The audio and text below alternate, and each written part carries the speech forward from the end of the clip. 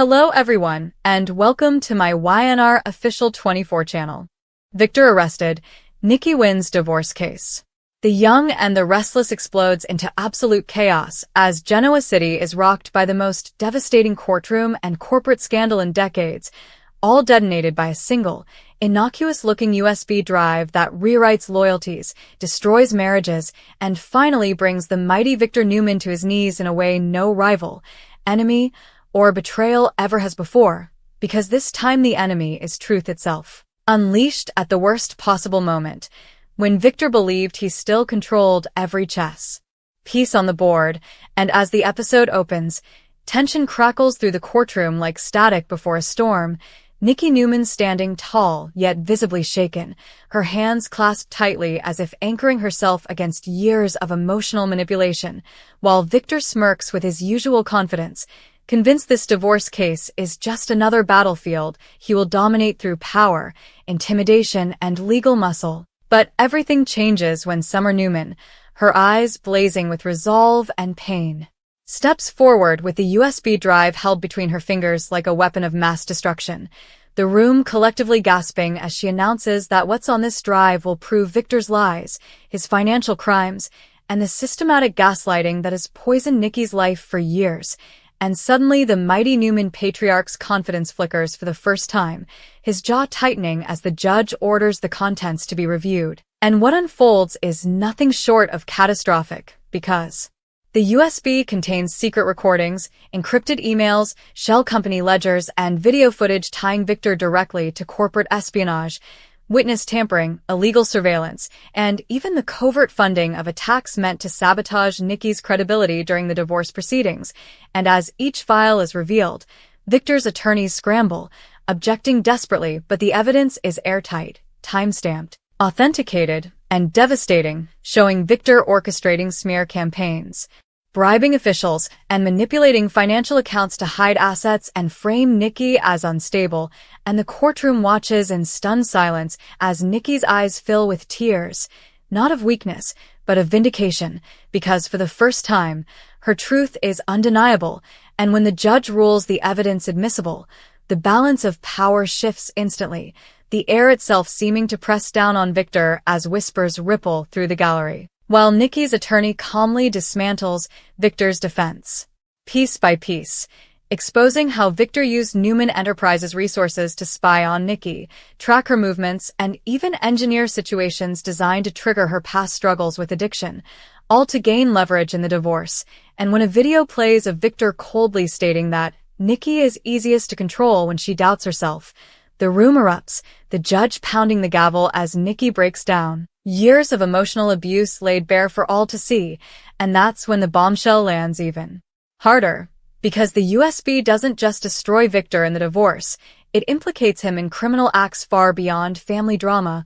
prompting the judge to halt proceedings as law enforcement is summoned, and within minutes, uniformed officers enter the courtroom, the clink of handcuffs echoing louder than any gasp as Victor Newman, the untouchable titan of Genoa City, is placed under arrest on charges including fraud, obstruction of justice, and conspiracy, his glare burning holes into Summer as he's read his rights, while Nikki stands frozen, watching the man who once controlled her fate finally lose control of his own. And outside the courthouse, chaos erupts as news spreads like wildfire, reporters shouting questions, cameras flashing, and Genoa City collectively reeling from the sight of Victor being led away in cuffs, while Nikki, surrounded by her children, finds the strength to speak, her voice trembling yet resolute as she declares that this victory isn't about revenge. It's about freedom, accountability, and reclaiming her life. And back inside, the judge reconvenes to issue a swift ruling on the divorce, citing overwhelming evidence of misconduct, abuse, and financial deception, granting Nikki everything Victor fought to withhold, including control of key assets, financial restitution, and legal autonomy, effectively stripping Victor of the leverage he's wielded for decades. And as the ruling is read, Nikki closes her eyes, a single tear sliding down her cheek as years of suffering finally culminate in justice, while Victor is processed downtown, his empire already beginning to crumble as Newman Enterprises board convenes an emergency session, shareholders panicking, stock values plummeting, and enemies circling like sharks, with Adam watching from the shadows, conflicted between loyalty and long-buried resentment. Victoria stepping in to stabilize the company while privately grappling with the realization that her father's downfall may be irreversible, and Nick torn between anger and heartbreak, knowing that Victor's actions have destroyed not just a marriage, but the very foundation of their family, and as the fallout spreads, secrets unearthed by the USB continue to surface, implicating Victor in past scandals once blamed on others, reopening old wounds and forcing Genoa City residents to reevaluate everything they thought they knew, while Nikki, finally free, begins to rediscover herself outside Victor's shadow, reconnecting with her strength, her children, and her sense of worth, determined never to let anyone rewrite her truth again. And in a haunting final moment, Victor sits alone in a holding cell, the echo of the courtroom ringing in his ears, his empire slipping through his fingers as he realizes that the one thing he could never control, the truth, has finally destroyed him, setting the stage for an unforgettable new era of the young and the restless, where power has shifted, justice has spoken, and Genoa City will never be the same again. And yet, even after the courtroom doors slam shut and the echo of Victor Newman's arrest reverberates through every corner of Genoa City, the true magnitude of the USB secret bombshell is only just beginning to unfold, because what Summer unleashed was not merely evidence for a divorce case or a trigger for a dramatic arrest, but a digital Pandora's box packed with years of buried sins, ruthless strategies, and emotional carnage that Victor meticulously believed would die with him. And as the news cycle spirals into frenzy, each leaked detail ignites fresh shockwaves, revealing that Victor's grip extended far deeper and darker than anyone dared imagine, from covert payoffs to silence former lovers, to blackmailing business rivals into submission, to manipulating city officials who once swore they were incorruptible. And as these revelations bleed into public consciousness, Genoa City's elite scramble to distance themselves, old alliances fracture overnight, and whispered conversations suddenly carry the weight of fear rather than power, while Nikki, standing at the center of the storm she never wanted yet finally controls, struggles to process how the man she loved for decades engineered not only her emotional torment, but a vast web of psychological warfare designed to keep her dependent, doubting, and trapped. And as she retreats to the Newman Ranch for the first night as a free woman, the silence feels both terrifying and intoxicating, because for the first time in her adult life, Victor's voice is not dictating her choices, and as she walks through rooms once filled with arguments, reconciliations, and painful compromises, Nikki realizes that victory doesn't feel like triumph so much as survival, a quiet reclaiming of self after years of erosion, while across town, Newman Enterprises becomes a battlefield of its own. Emergency board meetings erupting into shouting matches as executives argue over damage control, legal exposure, and whether Victor's name itself has become a liability too toxic to save, with Victoria stepping into the role of crisis commander, her expression icy and controlled even as her heart fractures, because every document she reviews confirms what she never wanted to believe, that her father's brilliance was inseparable from cruelty, and that his love was often conditional, transactional, and weaponized. And as she orders audits, suspensions, and internal investigations, she knows that every signature she signs distances her further from the man who raised her, yet brings her closer to becoming something Victor never was: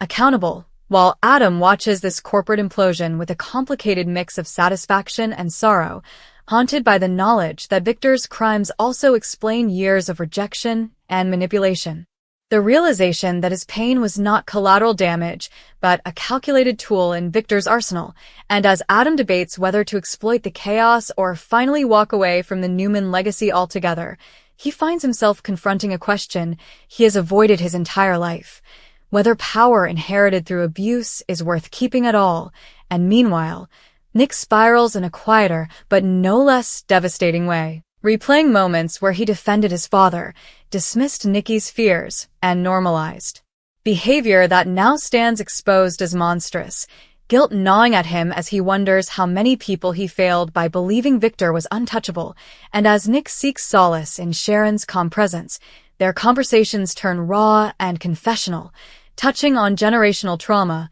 the cost of loyalty, and the painful truth that loving someone does not excuse their crimes. And while the Newman family fractures under the weight of truth, Genoa City itself begins to reckon with its own complicity. Because Victor's reign shaped the city's culture, rewarding silence, punishing dissent, and normalizing intimidation as strength, and as former employees come forward with stories of threats, bribes, and careers destroyed for crossing the wrong line, the USB becomes a symbol of reckoning, emboldening those who once felt powerless to finally speak, and as law enforcement expands its investigation, Victor's legal troubles multiply exponentially, new charges piling up as prosecutors realize the scope of his influence, and when Victor is denied bail due to flight risk and obstruction concerns, the image of him behind bars becomes the ultimate irony, a man who built empires now confined to a concrete cell, stripped of luxury, authority, and the illusion of control. Yet even there, Victor refuses to crumble easily, his mind racing, plotting strategies, rehearsing speeches of victimhood and defiance, convinced that he will outmaneuver the system as he always has, unaware that the world outside has already begun to move on without him, and as Nikki attends her first public event post-divorce, she is met not with pity but with admiration, her composure inspiring other women to reflect on their own relationships, and as she delivers a speech about resilience and self-worth, her words resonate beyond Genoa City, reframing her not as Victor's wife, but as a survivor who reclaimed her narrative. And in private moments, Nikki grapples with grief for the love she thought was real, mourning not just the marriage, but the illusion of a man who never truly existed, and as she leans on her children, their relationships deepen in ways long overdue, built not on fear of Victor's disapproval but on honesty and mutual respect, while Summer, whose courage ignited the downfall, becomes both hero and lightning rod, praised for her bravery yet haunted by Victor's final glare in the courtroom, the unspoken threat lingering in her nightmares, forcing her to confront the cost of telling the truth in a family built on silence. And as she wrestles with guilt for tearing apart what remained of the Newman family, Nikki reassures her that truth does not destroy families, lies do, and across the city, rival dynasties seize the opportunity Victor's absence creates, old enemies like Jack Abbott cautiously advancing, not with triumph, but with wary respect for the power vacuum that could swallow them all if mishandled. And as Jack reflects on years of rivalry fueled by Victor's ruthless tactics, he recognizes that winning against Victor no longer brings satisfaction, only a sobering awareness of how deeply Victor's methods poisoned everyone he touched. And as alliances shift, romances strain, and secrets once thought buried resurface, Genoa City enters a new era defined not by one man's dominance, but by collective uncertainty, where power is no longer guaranteed by intimidation. And as the final files from a USB continue to be decrypted, hinting at crimes yet unrevealed, one truth becomes undeniable. The fall of Victor Newman is not a single moment but an ongoing reckoning, a slow unraveling that forces every character to confront who they are without his shadow looming overhead. And as Nikki stands on the terrace of the Newman ranch at sunrise, breathing in the quiet freedom of a life reclaimed, she understands that while the past cannot be erased, the future is finally hers to define. Even as Victor, staring at cold steel bars, begins to realize too late that the empire he built on control has collapsed under the weight of its own secrets, leaving behind not a legacy of power, but a cautionary tale that will haunt Genoa City for generations to come. As the days stretch into weeks after the explosive arrest, the shockwaves from the USB secret bombshell continue to ripple outward, reshaping Genoa City in ways both visible and deeply personal, because while headlines scream about Victor Newman's criminal empire and Nikki's historic divorce victory, the quieter consequences unfold behind closed doors, where characters are forced to confront who they have been, who they protected, and what they allowed in the name of loyalty, love, or survival. And nowhere is this reckoning more intense than within the Newman family itself. Now scattered emotionally even when gathered physically, their once unbreakable bond fractured by the undeniable proof that their patriarch's power was built on fear rather than devotion, and as Victoria attempts to hold Newman Enterprises together amid relentless scrutiny, she finds herself battling not just hostile takeovers and legal threats, but the gnawing doubt that the company's very foundation is rotten, prompting sleepless nights where she wonders whether saving the business is an act of responsibility or denial. And as she begins quietly rebranding divisions, terminating contracts tied to Victor's schemes, and cooperating with investigators, she realizes that every step toward transparency feels like a betrayal of the father she idolized, yet every step away from it would betray the woman she is becoming. While Adam's path diverges sharply as he shocks everyone by resigning from his executive position, publicly stating that he refuses to benefit from a legacy tainted by abuse and crime, a move that stuns Genoa City and ignites fierce debate, with some calling him noble and others accusing him of opportunism. But in private, Adam admits to Chelsea that this is the first decision he's ever made without Victor's approval or defiance driving it, and that terrifying freedom feels more honest than any power he's ever held. And as Nick watches his siblings chart different paths,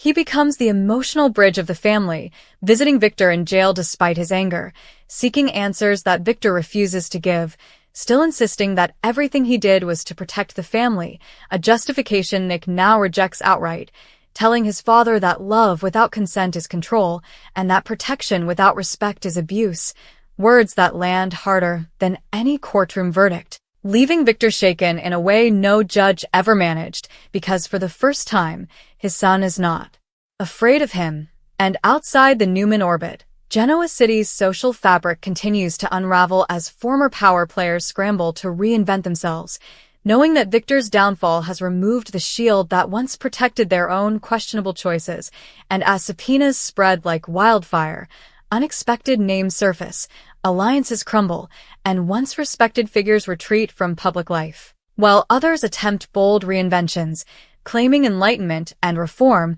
Yet the public grows skeptical, no longer willing to accept charisma in place of accountability. And amid this shifting landscape, NIKKI'S transformation becomes a quiet counterpoint to the chaos, because instead of seizing newfound power aggressively, she chooses introspection, therapy, and advocacy, dedicating her time to supporting women navigating coercive relationships, her lived experience giving her voice a resonance no title ever could. And as she reconnects with old passions, music, philanthropy, and friendships long neglected, she begins to understand that her greatest victory was not winning the divorce or humiliating Victor, but rediscovering her agency. And when she finally removes Victor's last name from her public identity, the gesture feels less like erasure and more like rebirth, while Summer's journey grows increasingly complex, as admiration from peers clashes with hostility from those who believe she crossed an unforgivable line by exposing family secrets,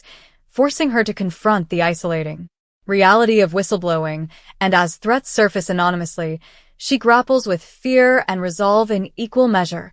ultimately finding strength in NIKKI'S unwavering support and the knowledge that silence would have cost her far more than truth ever could. And as the investigation into Victor's crimes accelerates, prosecutors uncover evidence that suggests the USB was only one fragment of a larger digital archive, hinting that someone else may have helped preserve these secrets, setting the stage for new mysteries and raising questions about who truly orchestrated Victor's undoing. And as Victor himself begins to feel the walls closing in, stripped of his empire, his family's unquestioning loyalty, and the illusion of moral superiority, moments of reflection pierce his stubborn denial, flashes of memory where he sees NIKKI'S tears, his children's fear, and the countless lives disrupted by his need for dominance. And while he may never publicly admit remorse, a subtle shift occurs, a recognition that the world he ruled no longer exists, and that power without love leaves nothing behind but emptiness. And as Genoa City adjusts to a future without its most formidable puppet master, life slowly begins to normalize in unexpected ways, conversations growing more honest, relationships renegotiated on healthier terms, and younger generations daring to imagine a city not governed by intimidation. And in a final, symbolic moment, Nikki hosts a small gathering at the Newman Ranch, not as a declaration of ownership or victory, but as a celebration of survival. Laughter echoing through halls once haunted by control, and as she looks around at faces filled with cautious hope, she understands that the era defined by Victor Newman's shadow has finally ended, replaced not by certainty or perfection, but by the fragile, powerful promise of change, proving that even in Genoa City, truth can rewrite destiny, one brave revelation at a time.